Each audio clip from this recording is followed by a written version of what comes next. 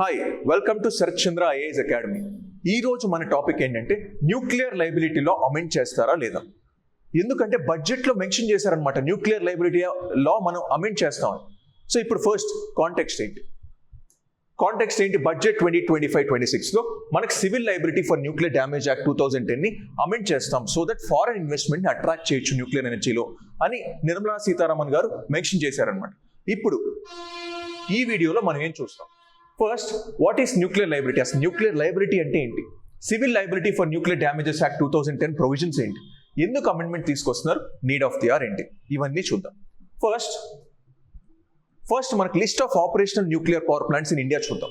ఇండియాలో ఏ nuclear power plants ఉన్నాయి? You see Tarapur Maharashtra, then Kakrapar Gujarat, then Kudankulam Tamil Nadu, Kaiga Karnataka, then Madras Tamil Nadu, Rajasthan, then Narora ఇది ఉత్తరప్రదేశ్. ఇవన్నీ ఎవరు ఆపరేట్ చేస్తారు? Nuclear power corporation of India limited, NPCIL. So then Kudankulam nuclear power plant Russia హెల్ప్తో, రష్యా టెక్నాలజీ యూస్ చేసి ఇక్కడ పెట్టాం.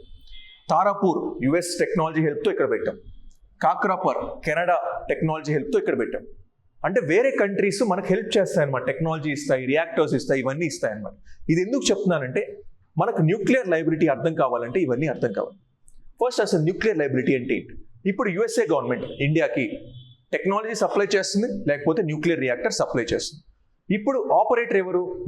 Nuclear power corporation of India operate చేస్తుంది అనమాట. ఇప్పుడు సప్లయర్ ఉన్నారు, ఆపరేటర్ ఉన్నారు. ఇప్పుడు దానివల్ల ఇప్పుడు న్యూక్లియర్ రియాక్టర్ డ్యామేజ్ అయింది. డ్యామేజ్ అవడం వల్ల ఎవరు పే చేస్తారు డ్యామేజెస్? కాంపెన్సేషన్ ఎవరు పే చేస్తారు అనేది న్యూక్లియర్ లయబిలిటీ అనమాట. ఎవరు రెస్పాన్సిబిలిటీ తీసుకుంటారు డ్యామేజ్కి, అలాగే కాంపెన్సేషన్ పే చేయడానికి?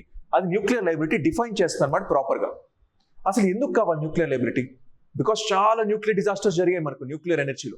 లైక్ ఫుకుషిమా జపాన్లో జరిగింది 2011లో, దెన్ చెర్నోబిల్ ఇన్సిడెంట్ ఉక్రెయిన్లో జరిగింది 1986లో, then Three Mile Island accident 1970లో US లో జరిగింది. ఇలా న్యూక్లియర్ యాక్సిడెంట్స్ కంటిన్యూస్ గా జరుగుతున్నాయి కాబట్టి it is the people who are getting damage due to the nuclear accident.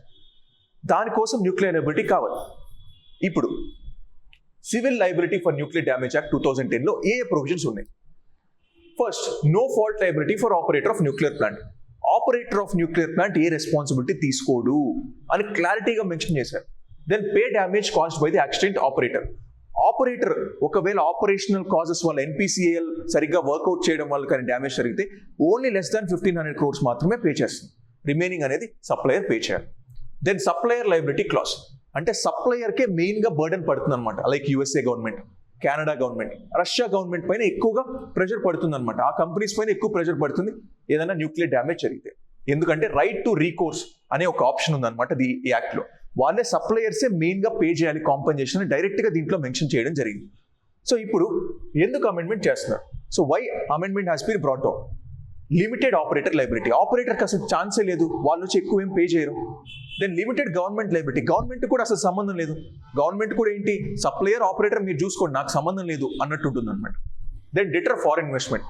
ఇలా కానీ సప్లయర్స్ని కానీ ఎక్కువగా మనం ప్రెజరైజ్ చేస్తూ ఉంటే US గవర్నమెంట్ వచ్చి నాకు టెక్నాలజీ ఇవ్వదు, US గవర్నమెంట్ వచ్చి నాకు రియాక్టర్స్ ఇవ్వదు, ఇలా ఏ కంపెనీ వచ్చి నాకు రియాక్టర్స్ టెక్నాలజీ సప్లై చేయదన్నమాట. అందుకని foreign investment in nuclear energy కష్టం అయిపోతుంది. దెన్ బడ్జెట్ 2025లో న్యూక్లియర్ ఎనర్జీ మిషన్కి 20,000 crores ఇచ్చాం అనమాట. దాంట్లో స్మాల్ మాడ్యులర్ రియాక్టర్స్ తయారు చేస్తాం. దానికి కూడా ఆబ్వియస్లీ మనకు ఫారెన్ ఇన్వెస్ట్మెంట్ కావాలి. అందుకని అమెండ్మెంట్ తీసుకురావాలని చెప్తుంది అనమాట government of India. Then need of the hour ఏంటి? మనం బ్యాలెన్స్ క్రియేట్ చేయాలి. లైక్ విక్టిమ్ కాంపెన్సేషన్ ఉండాలి, అలాగే న్యూక్లియర్ పవర్ కూడా డెవలప్మెంట్ అయ్యేలాగా ఒక ప్రాపర్ అమెండ్మెంట్ తీసుకొస్తే ఆటోమేటిక్గా it will benefits the victim also, it will benefit the sector, the private sector which is working out for the nuclear energy. This is about nuclear liability clause of India. Thank you so much.